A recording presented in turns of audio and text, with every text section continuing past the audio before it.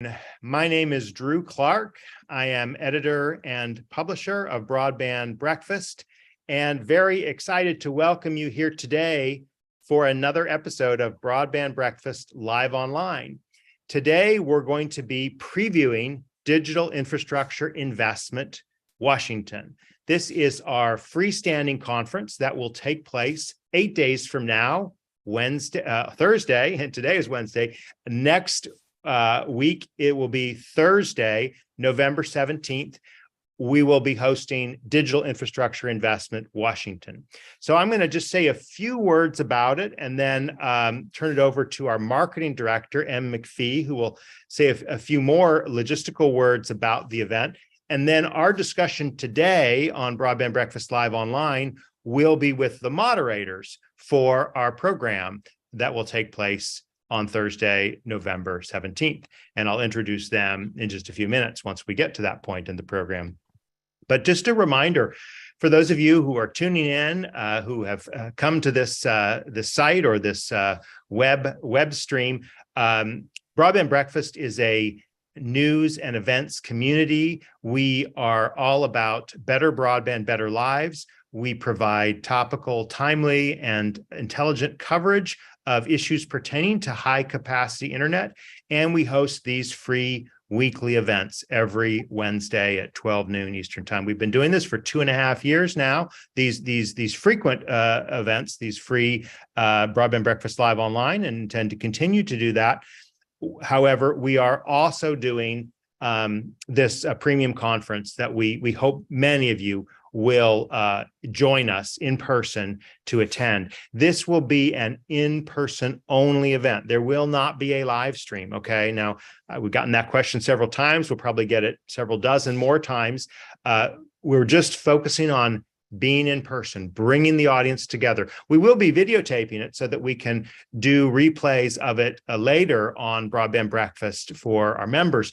But for now, we really want to focus on the in-person event here in Washington. And thank goodness we're finally together again. People don't feel like they need to show up in masks everywhere. Not that there's anything against that. I'm not trying to make a political point, but we are trying to say, come on down to Washington, to Clydes of Gallery Place. It will be familiar to those of you who have attended our Broadband Breakfast Club events in the past. And we have a wonderful program planned for this day. And to kick off just a little bit about that, I'm going to turn it over to our marketing director, Em McPhee, who's joined Broadband Breakfast recently, although she has worked with us before. So, Em, tell our audience a little bit about what they can expect when they register and attend our conference next Thursday. Yeah, so like Drew said, we're holding our annual conference a week from tomorrow. It will be at Clydes of Gallery Place in Washington, D.C. It will be a day-long event starting at 8:30 a.m. Breakfast and lunch will be provided. You'll have the chance to hear from several leading experts in the broadband infrastructure and financial services communities across 4 different panels moderated by the speakers at today's Broadband Breakfast Live Online event. Like Drew said, this event is in person only and it will require advanced registration. So I'll put that link in the chat in a second. If you have any questions about the event or if you'd like to hear more about our flexible pricing options, please don't hesitate to reach out, and I'll put my contact information in the chat here as well. Thank you very much. Yes, and for those watching on other channels or other streams, just go to broadbandbreakfast.com/DII for Digital Infrastructure Investment. You can find all the contact information you need to be able to participate in the event.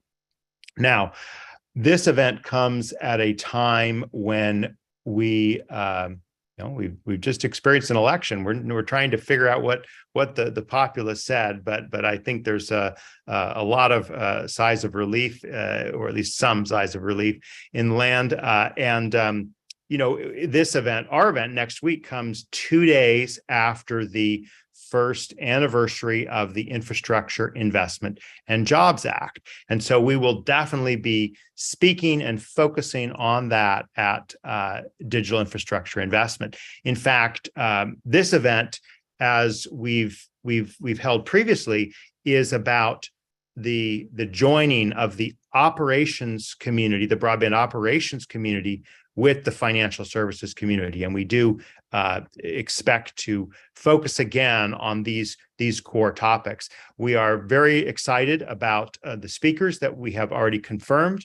We are still confirming more still, and look forward to some great announcements soon about that. But for the most part, we're gonna focus in this discussion on the panels that we have. But again, we will be joined by Phil Murphy, the Senior Advisor in the Office of the Assistant Secretary at National Telecommunications and Information Administration, NTIA. This is the entity responsible for the Broadband Equity Access and Deployment Program, the $42.5 billion program. So Phil will be able to guide us on the NTIA status and priorities.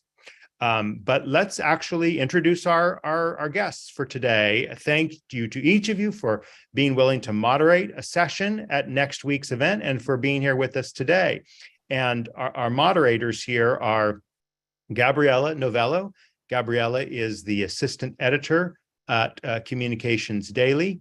And Gabriella also, I need to go to another page to just see your bio. As the assistant editor at Communications Daily, she covers issues pertaining to wireline and broadband infrastructure. And she's also come from a background where she worked covering election integrity and the 2020 presidential election at Who, What, Why, and has a bachelor's degree in journalism. So thank you for being with us.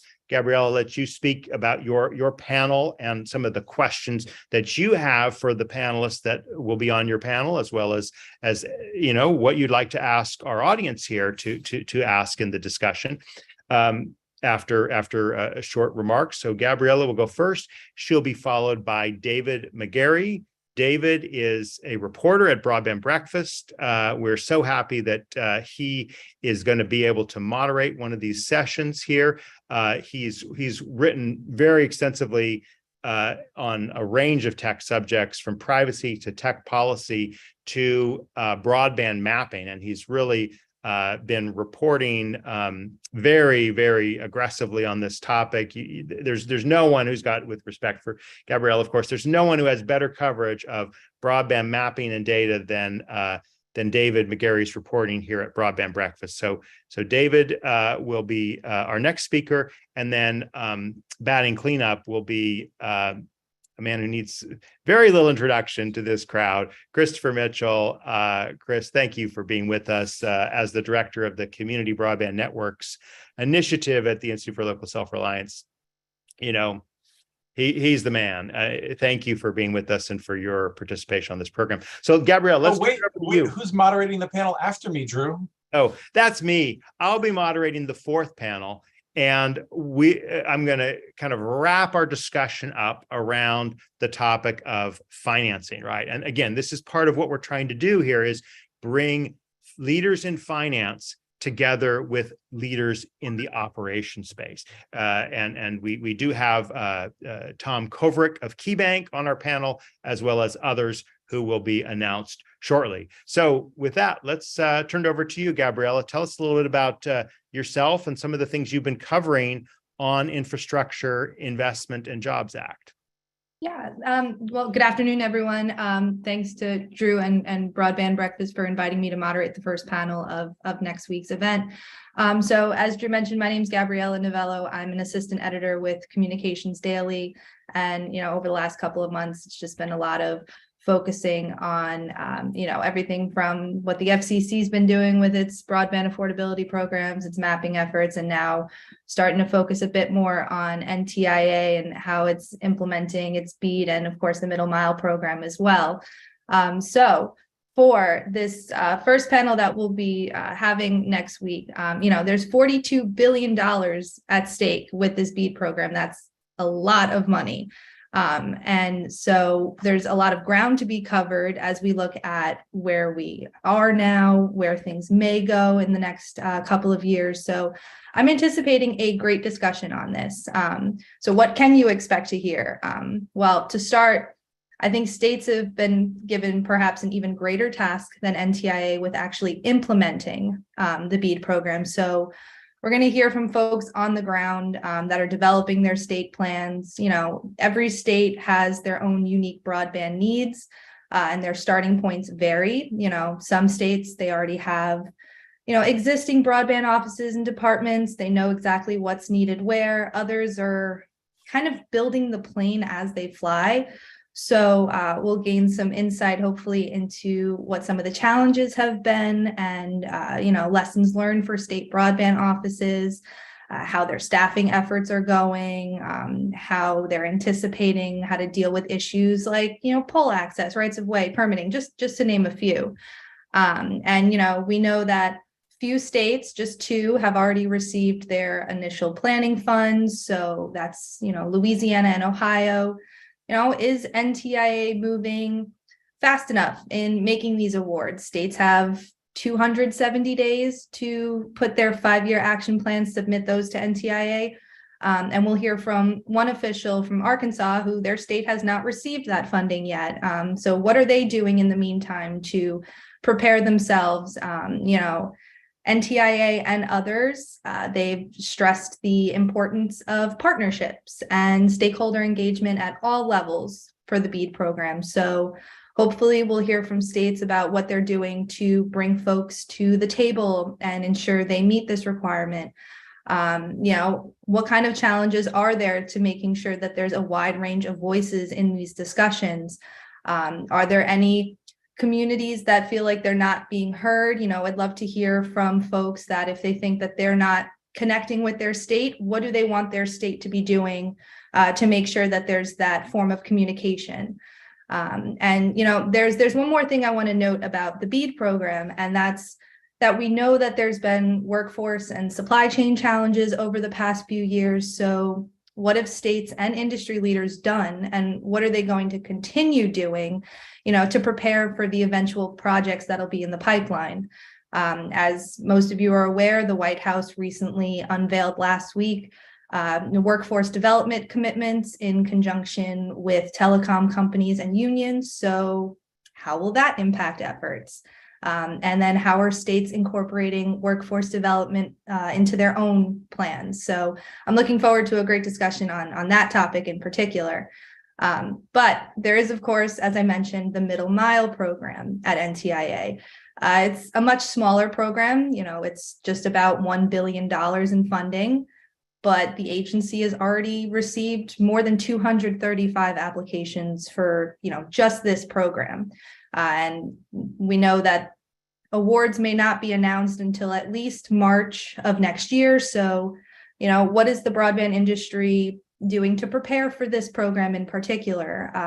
And, you know, what kind of impact will this have on other existing federal programs already underway or that will soon be underway? Are we running the risk of, you know, concerns of overbuilding or leaving unserved and underserved communities behind once this program ends? So that's kind of some of the topics that I hope to discuss with our panel next week. So let me just stop here and say thanks again to Drew and Broadband Breakfast for inviting me to participate in today's preview panel. And I look forward to hearing any additional questions from our audience today on topics and concerns that they'd like to hear addressed during our panel next week.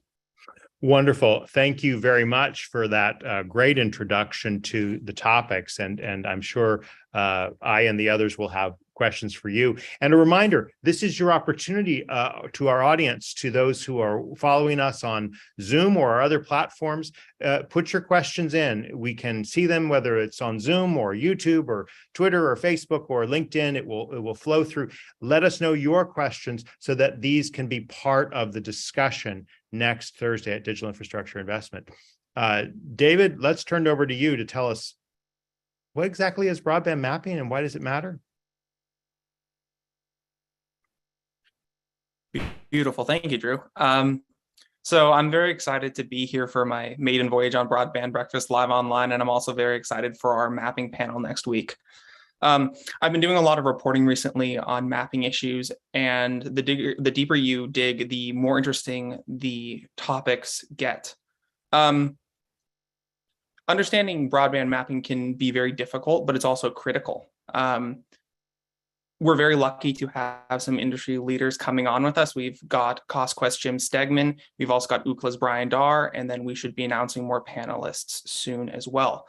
So we need broadband mapping to efficiently allocate resources to the people who need it most. You need to understand where the unserved and the underserved communities are to serve them best. And as has been touched on a couple times already, there are tens of billions of dollars in BEAD funding that will be allocated to the states based on the FCC's forthcoming national broadband map. And the FCC's process has drawn a lot of scrutiny and criticism lately. It hasn't been very transparent so far, which has raised the concerns of many industry experts. And there's also been a consistent stream of reports that say the commission's data has been highly flawed.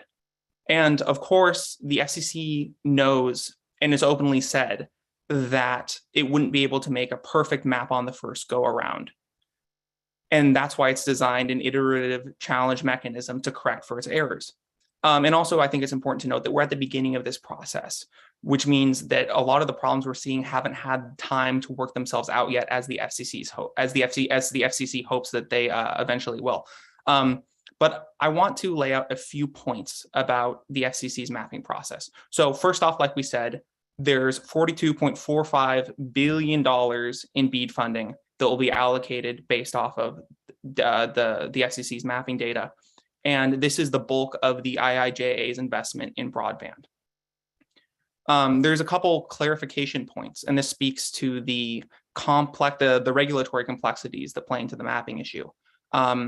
There's some clarifications that I want to bring to the FCC's map construction process. So first of all, the FCC's fabric is not the same thing as the FCC's map. The fabric is just a set of broadband serviceable locations. It's a list of locations that can get service in the United States, which the FCC contracted with CostQuest to create. Now, the map itself will consist of coverage data that will be layered on to the fabric.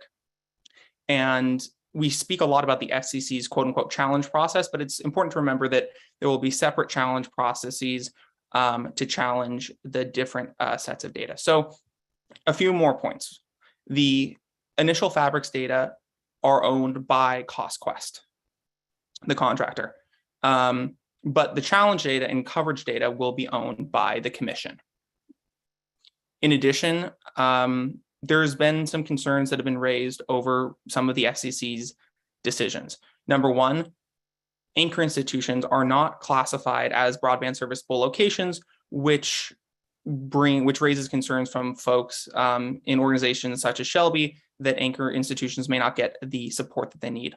Also, in addition, the FCC has said that speed test data will be accepted, but it won't be treated on the same level as normal challenge data.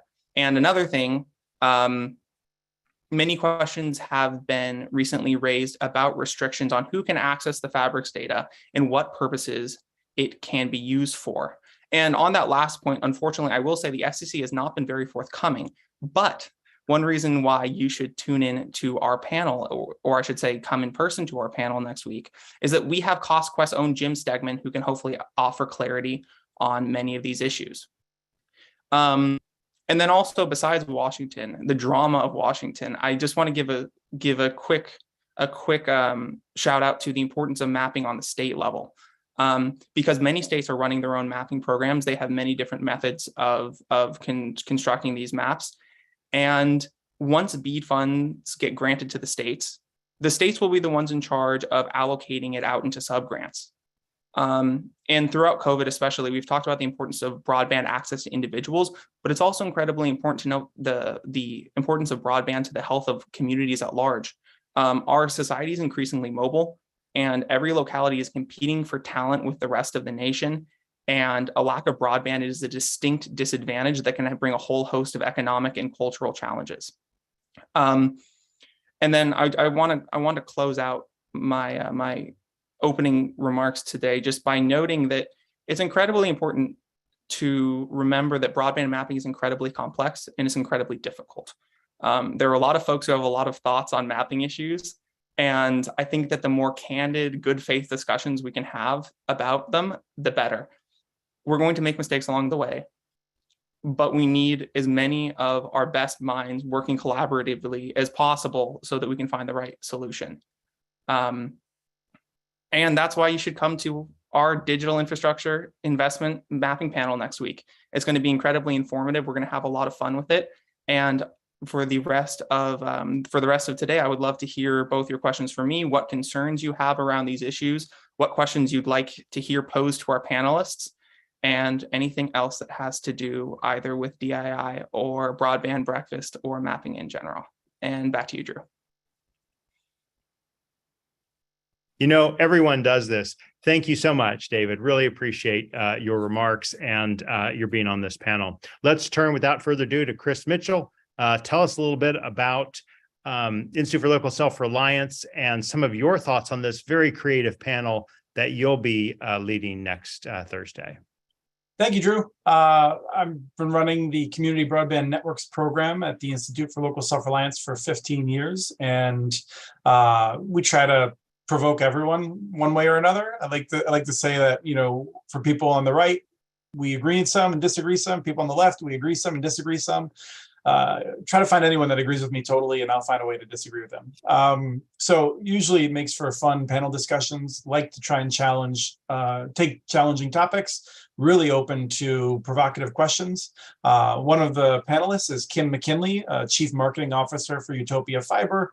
You know, she and I are there if anyone wants to talk about the fairness of using municipal funding and, or in some cases, even taxpayer dollars, which are not always used in community approaches, but sometimes are.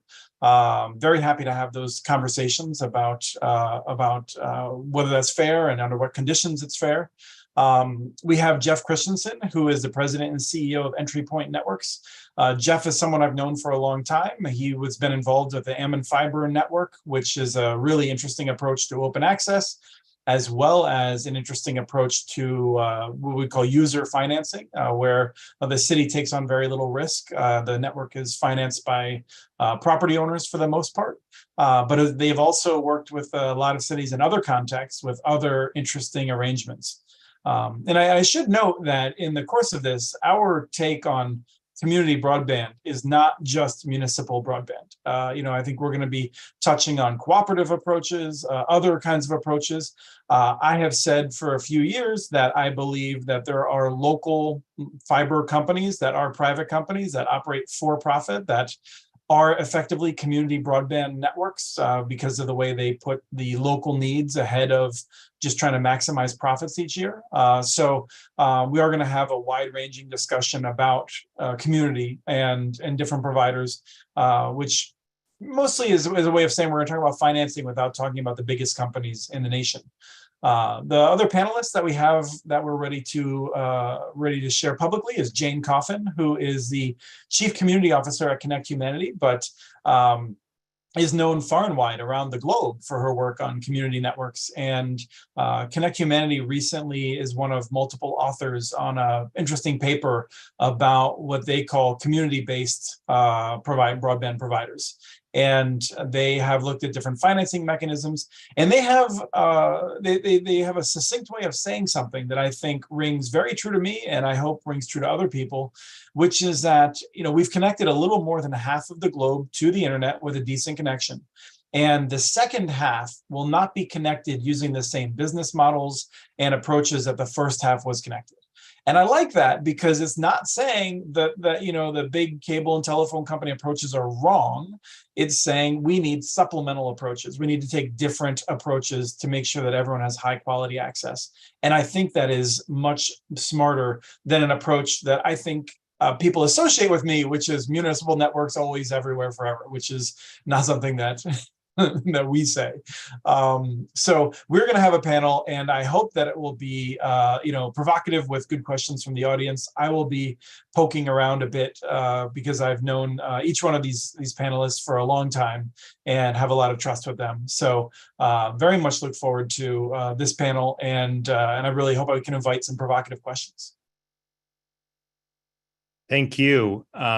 Let me just say another word or two about the financing component and build a little bit more on something Chris has said before we open it up fully to everyone. So, Chris and the Institute for Local Self-Reliance have just done an incredible job with providing information about so many sources in, let's just call it like you've just said, Chris, the world that needs access to resources beyond, the big incumbent communications providers. And you had on one of your shows, the Community Broadband Bits, not long ago, an expert from New York, right? The city of New York. I really enjoyed that. I just haven't told this to him yet. And because it went into this very ambitious program that the city of New York had or has, it's a little unclear where it stands, to basically go with an open access style network. And we have on Chris's panel two very different but very creative open access providers, right? One being Utopia Fiber, the other being Entry Point, which is a software company working with other players, right? Like working with municipalities. And you've referenced Connect Humanity, and there are many people who put together this. Oh, great! Chris has put the link to the podcast into the Zoom feed for those who are here. We'll put it on the page for everyone to see. But there are lots of creative things going on with broadband. And one of the things that I've been beating the drum on for years is that it may not make sense for a single vertically integrated provider to be the owner of the assets, the operator of the assets, and the service provider offering services on the network. And what open access and variations on the wholesale model enable is thinking creatively about the financing components that go into this, right? What does it mean for a city or a community or a group of homeowners association or anyone else to own an asset without being the operator, without being the service provider, right? And Tom Kovrick of KeyBank, who's the announced panel on our fourth announced panelist on our fourth panel, has helped communities, municipalities build out broadband networks. We will be having others as well who will speak about, as we state in the description for this event, the issues associated with how the Infrastructure Investment and Jobs Act is changing things, right? How is that creating new alternatives? What government funding has been attracted to these investors, and what's their view of the broadband industry's playbook for investment? We have here a question from a different platform, Stephen Stenberg of Critical Infrastructure Partners, and he raises the point about very interested in learning about this event and connecting with states needing private capital partners. And we're like I said, we're going to have officials from states in Arkansas, from Maine, from other states we certainly expect will be there. And this is part of what I think the biggest opportunity of IIJA is that it opens up opportunities for new entrants that haven't been major players in the broadband space thus far. And again, this is one of the things that we'll be talking about. It'll be a big tent, lots of discussions, lots of points made. And with that, let's just open it up to we've already got a couple questions pouring into the chat on Zoom as well as other platforms, but let's just see what reactions our panel have about the other panels. Like, what would you like to be discussed on the other ones that you're not moderating? So I can actually start there because there's an interesting comment in the chat about the FCC's maps, how NTIA is using those maps for BEAD allocations. And one of the things that I'm really curious to hear about is, how many challenge processes is NTIA going to allow to happen before, not allow, but just wait to happen until it actually decides, okay, these are the maps we're going to use, and this is how we're going to calculate, allocations for each state and territory. My understanding is that at least one challenge process is going to happen once the maps are actually released. And so does that mean that funding won't go out the door until the end of 2023? What is the timeline looking at? Since NTIA is relying on these maps. So that's something that I'm hoping to hear about. And it's something that I'm very curious about. Other folks that I've spoken to are very curious about. So I think that's a very important question to be raised. Yeah, I think John Chambers has been the first one that I've seen that's very vocally organizing around dissatisfaction with the length of time it is taking to get money out the door. And it's all tied up with that issue around the mapping, I think. Multiple people have pointed out that the NTIA could start getting money out the door without getting all the money out the door, before the maps are perfect. And NTIA has thus far resisted that. So I think that conversation is going to be very interesting. Well, I think it's fair to say that however many challenges the NTIA allows to be incorporated into the data before it is actually released, there will still be more work to be done. And I'm hard pressed to see a scenario in which we actually get to the quote unquote perfect mapping stage before the BEAD money actually gets granted to the states, which is another reason why the state maps themselves will become so incredibly important as the states launch their own sub-grant processes. Yeah, and there's a question from Michael Shear about the fragmentation of the market, and I think if you look at any map of where there's money available, it does look like it's an island. It looks like Indonesia on the globe in terms of just lots of little islands. And I think as these maps improve, we'll see new islands develop in some areas. We'll see bigger islands coalesce, and it will change the business models that are viable in different areas. And I feel like different states are going to wrestle with that in different ways. And that's one of the reasons I'm always thrilled when we have panelists who are working for these broadband offices from different states, because I feel like Virginia is celebrated for its approach to it, and I'm really curious to see what Arkansas is doing. So we're gonna have a lot of experience to argue about for the next several years as we see different states approaching resolving that thorny issue. Question here about there's a second question that Mike Dunn raised that Gabriella mentioned, right? But how will sub-grantee challenges be addressed, right? Let's talk a little bit about these state offices, right? And what each of you hear about the state. And I think, Gabrielle, you mentioned this in yours, that there's a difference between those states that have already, kind of really hitting the ground running and those that are sort of developing it on the fly. What intelligence do we have thus far about how they're going to decide? Because the numbers for how much they get to award will be determined by the FCC's new map, but they are not bound to say, oh, well, we're going to follow this area that the FCC's map says is underserved or unserved. They can do their own decision-making about where to allocate funds. And so I'm just curious as to, what each of you are hearing in your conversations with state broadband officials about how they plan to make those awards. Yeah, I would say in some of the conversations that I've been having recently with folks, it really is a mixed bag depending on who you're talking to and which part of the country that they're in. Some folks, they're ready to go. They're waiting for the money, and they've got their office set up. Their staff is ready to go. They've got the experts. They have some form of state mapping process already underway or done, and they know exactly what technologies are going to work best in certain parts of their community. And it's just a waiting game for them. Others are still, they're just starting a mapping process, just trying to figure out where things are going. They're seeking guidance. The NTIA has, someone designated to each state to help them figure out their own process. And so they're leaning on them.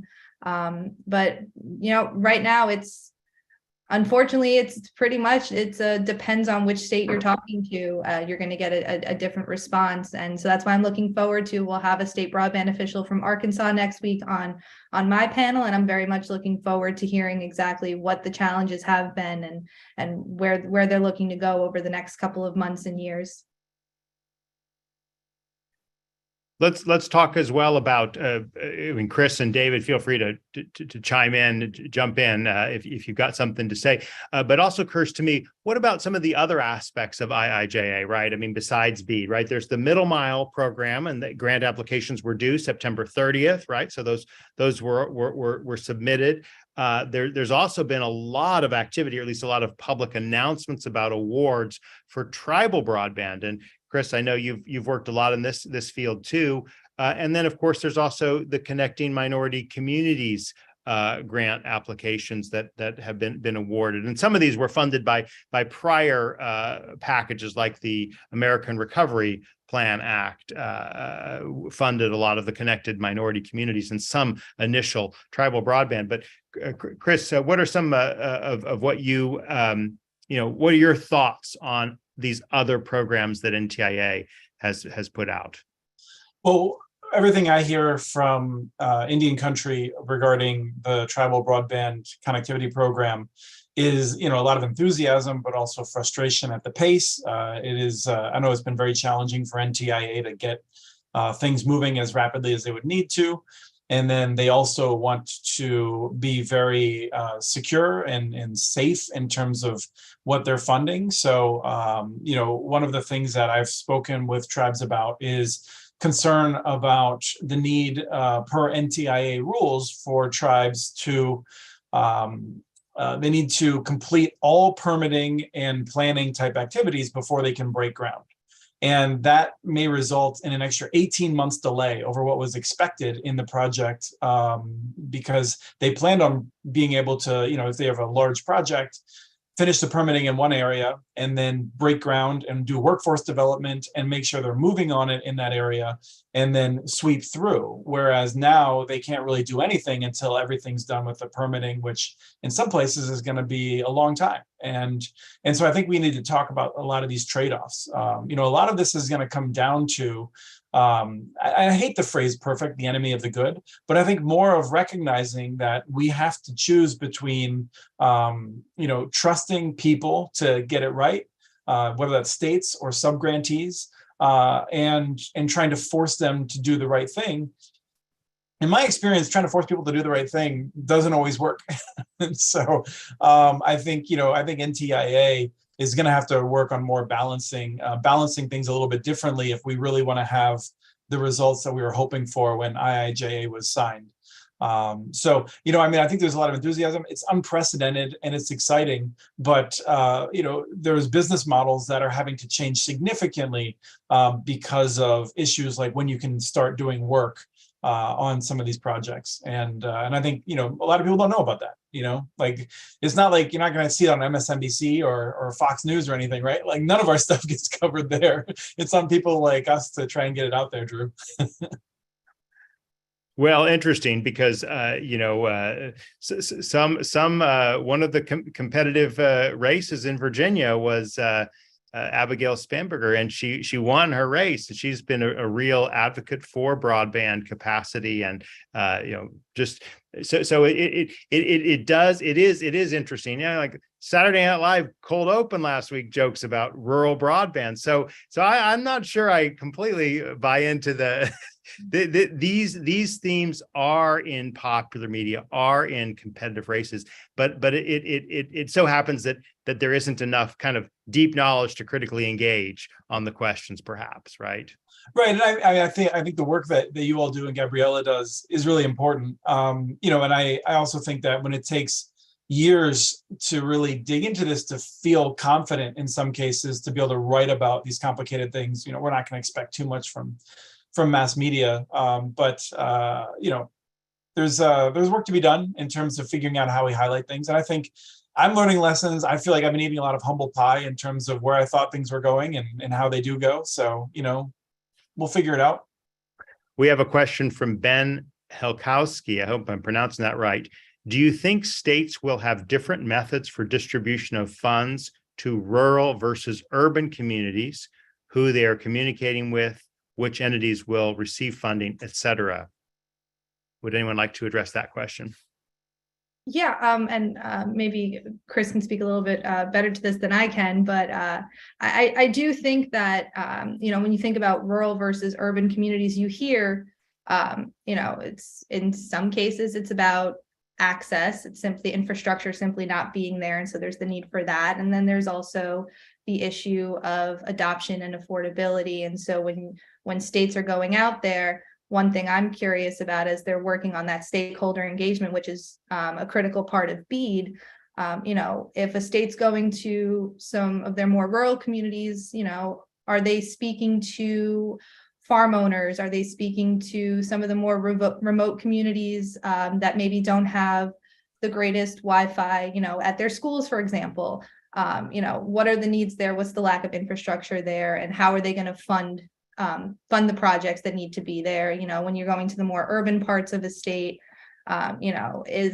if affordability is the option, is the issue at hand, and people are not adopting broadband because of that, what kind of projects and investments can be made there to get folks in a position where they want to or they can adopt broadband, because sometimes folks are not adopting for more than just that affordability aspect. There are other issues surrounding why folks are not adopting broadband. So that's kind of what I've been hearing from folks on the ground and how they're thinking about things. But I'd love to hear from other folks kind of what they're hearing. Yeah, I don't know if David would like to speak to this specifically regarding mapping, but I feel like a lot of people, particularly in cities, haven't yet realized that the different methods for distributing funds to rural versus urban is that rural is going to get funds and urban is not. There will be areas that will be discovered. There'll be urban islands, but they're going to be so few and far between, that I wouldn't expect that. Now, if you're in Rhode Island or Massachusetts or perhaps Delaware, where there may be more money available than there are rural locations that don't have the 25/3 service for unserved, then we might see, some more flexibility to get into areas that don't have the 120, because the BEAD program requires preferencing those areas without 25/3 megabits per second. But just about every urban area with a cable company has 120 now, arguably. I think there's really good questions about whether an accurate map that would show a real upload speed availability on cable plant would show that some cable providers are better than others at actually being able to provide that at a widespread basis. And that if most people were trying to use that 20 megabits, I'm not talking about everything's going to be oversubscribed at a certain level, but I think the upload oversubscription on cable is suspect in a number of places where they do claim to have that. But nonetheless, the point is that most of the BEAD money will be going to areas where there is no cable plant, because the maps that we have probably won't get that granular in terms of accuracy of what's available. So that's what I expect to see. And I expect to see a lot of frustration on that. I mean, I think the next election, we might see more discussion about broadband, because a lot of people think we're going to solve a lot of broadband problems in the next 2 years with all the money that's gone into it. There's some money that's been spent really wisely already in other programs, but the simple fact is most of this money is going to be spent on connecting on the order of 10 to 20 million American households. And most American households won't see much of a change from this money, but they don't know that yet. So just to build off of what you were saying, I think this goes back to concerns over the FCC's handling of speed test data, which will be considered differently and less than regular challenge data. The basic argument and concern that I've been hearing from a lot of folks is, sure, there's problems with speed test data, but when there's enough of it, at a certain point in aggregate, it becomes significant. And there's a lot of people who are just very concerned that not much is going to change and they're going to get passed over. And to tie this into the previous discussion, I think this unprecedented funding situation that we're in right now really points local and state officials towards a path of educating themselves. You have to drive your own community at this point. You have to, even if we're talking about maybe even everything from tribal leaders to community leaders to state leaders, even almost any other stakeholder you can think of, you need to be the one advocating for your best interests. And I'm not saying that anyone should do something that disadvantages others just to get ahead. But at the same time, we've reached a level of complexity. We've reached we've reached a sort of a level of a level of complexity of both regulation and technology that leaders really have to look out for their constituents. Great. We got two questions that are teed up, and Chris kind of has a little bit of a mea culpa. I'll let him say that in a moment, but let's get to one question. This is from I can't read the name completely on the YouTube stream, but how are they handling the mapping areas that were to be funded by the RDOF, the Rural Digital Opportunity Fund, and that has now changed? So again, David, putting you on the spot here. If you don't have an answer now, I hope you'll have an answer next Thursday. But what are your thoughts on the mapping RDOF linkage there? Yeah, so the theory goes that as other federal funding sources make grants, those areas will be taken off of the eligibility list for BEAD. Now, some of the concerns are that there's an incentive for grantees to sort of fudge those numbers to get extra money. There's a concern that the agencies won't have sufficient coordination and that it won't actually play out in the way that we want it to. But I will say that there's been an increased push in recent months of federal agencies communicating on these issues, because I think they really realize that, again, there's enough complexity and there's enough going on that everyone really needs to be closely working together. Yeah, just to add to David's point, it's not just also the Rural Digital Opportunity Fund. I mean, there's also the Treasury Department's Capital Project Fund.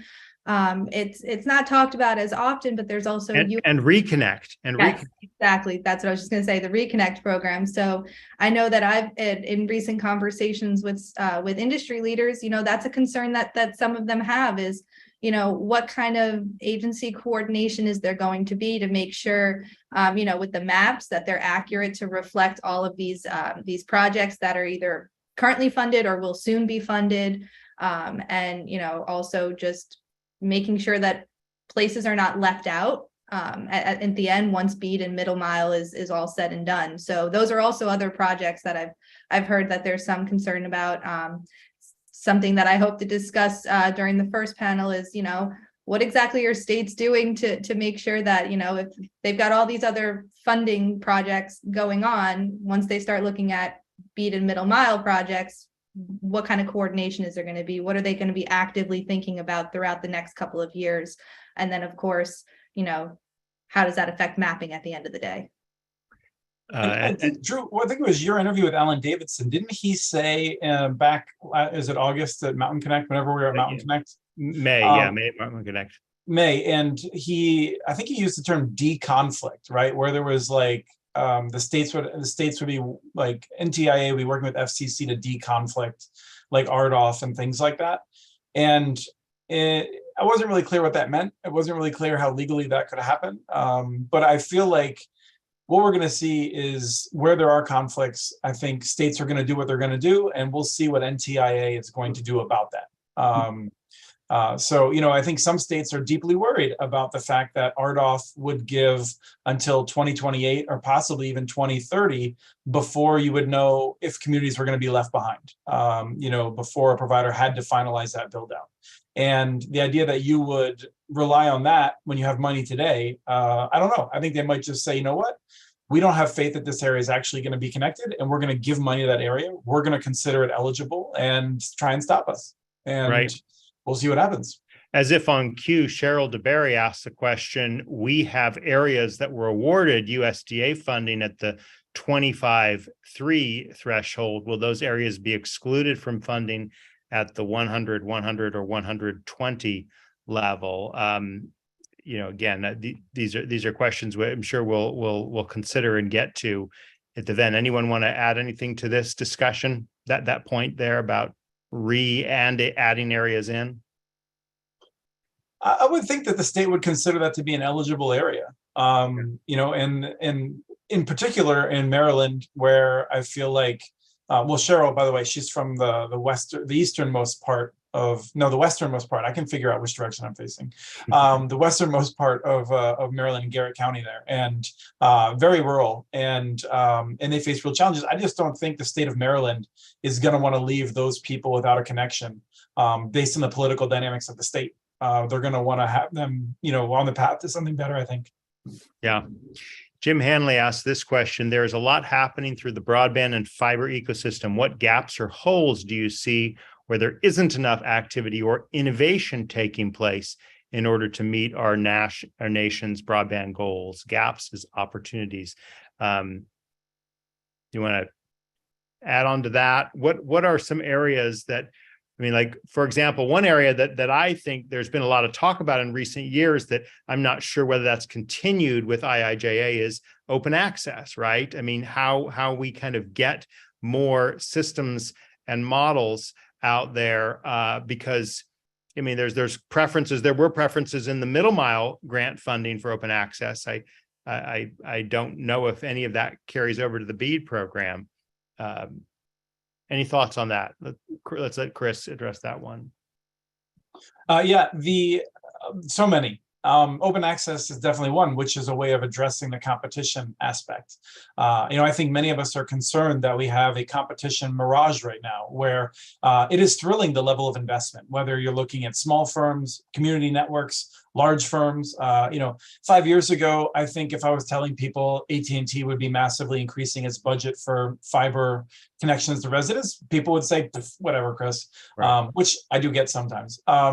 And so, we're seeing a lot more investment, and I feel like that's led people to assume this problem's probably solved, right? We're going to have lots of fiber competing, but I think anyone who's studied the history of telecom and cycles would recognize that there will probably be a roll-up, and the amount of infrastructure-based competition will decline after some kind of peak in the near future, as we see companies combine and merge and that sort of a thing. So the open access question is an important one that cities should be thinking about rather than assuming their problems are solved.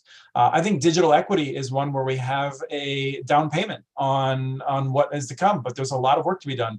There are way more families who don't have internet access in both urban and rural areas who cannot afford it or lack skills or devices than lack infrastructure. And we have not spent seriously on resolving that issue.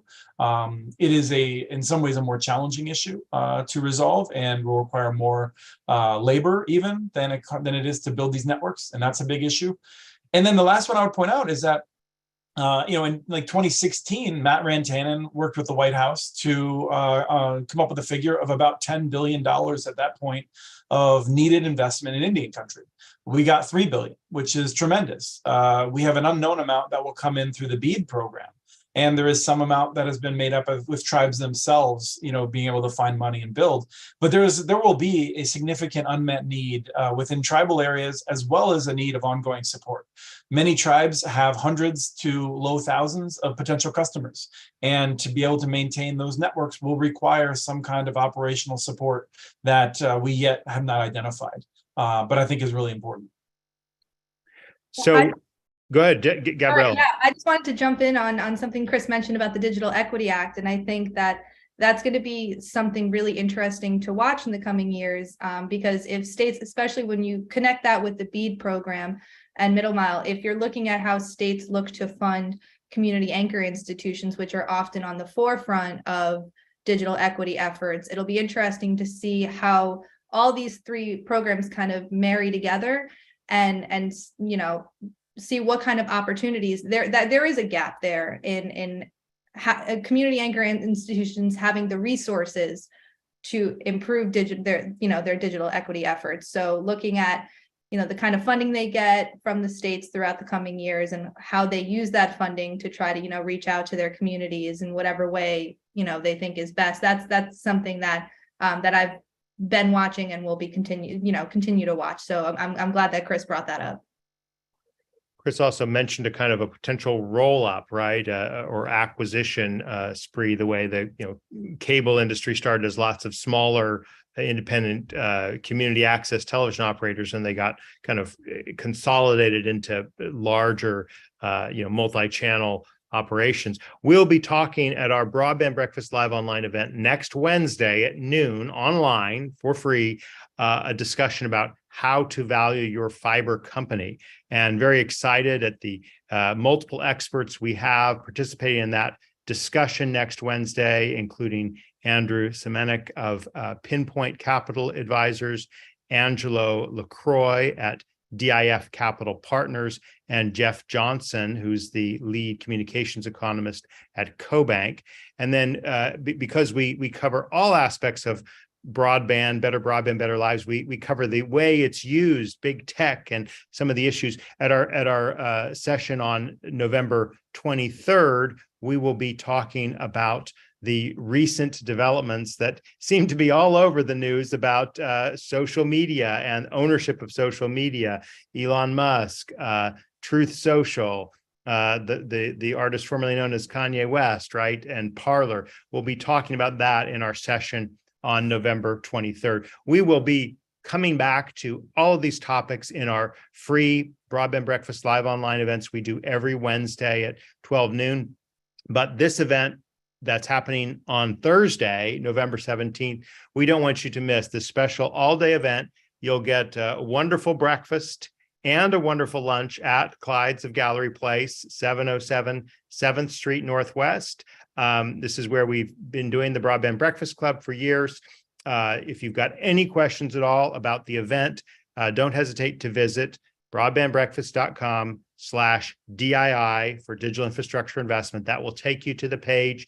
We've actually got a nice short video as well that highlights the panels that we have. And as I've mentioned, we also have keynote addresses and other special remarks. We look forward to giving you more news about this in the 8 days leading up to the event. If you have any questions at all, don't hesitate to reach out to us or to reach out to M. McPhee. I'll put the email into the Zoom chat one more time. Let's do another round robin of each of our moderators here. Maybe a quick thought as to what you'd like to know from the speakers and attendees who will be attending next week. What are you looking to gain from your participation in the event next Thursday? Let's start with Gabriella, then David, then Chris. Yeah, so I think probably the biggest question I have is for the states, and if they are ultimately comfortable with the progress of how things are going. Do they feel like the level of communication and coordination with NTIA and maybe even the FCC because of their roles with the maps, do they feel like they're on the right path? And do they feel like they have the tools, the workforce, the supplies, the program support that they need to put the funding that they're getting through BEAD, middle mile, digital equity to its fullest potential? And I think that's kind of the biggest question that I have and that I'm hoping to get a sense of from our panelists. Thank you. David. I'm looking forward to a sort of state of the union on broadband mapping from our panel, because as I've said, these are very complex issues, and I'd like to hear what's working, what isn't working, what we should do and what we can do to fix it. What are the hopes that we have for the next couple of years, and what are some things that we need to do to avoid pitfalls. And then obviously, since I've talked a lot about state mapping today as well, I'd like to know what the relationship between the FCC's maps and the state's maps is going to look like going forward. And I was just trying to get a sense of where the markets have moved in the last hour, because I feel like the big question that we have is what's happening with interest rates, and are we going to see more significant change?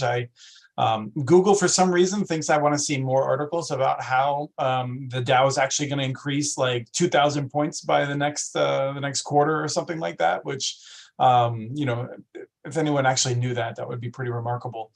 So all of these things really change the viability of different tools. The show that I do with Travis Carter and Doug Dawson and Kim McKinley, Connect This, is we talk a lot about interest rates. It's always coming up in terms of how it changes what can be financed and and who's able to build networks and that sort of a thing. So, I expect that we'll be talking about that based on how the economy might change in the next few years, but also what communities should be doing in the face of that uncertainty.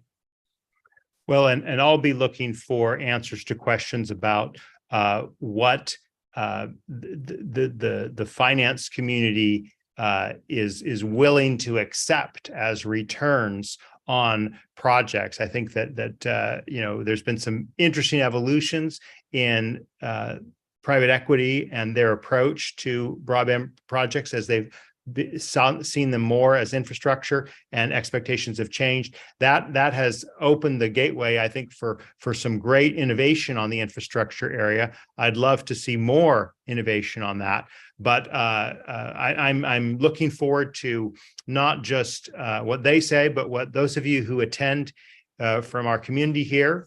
Don't hesitate to please go to broadbandbreakfast.com/GII to find out more about our event.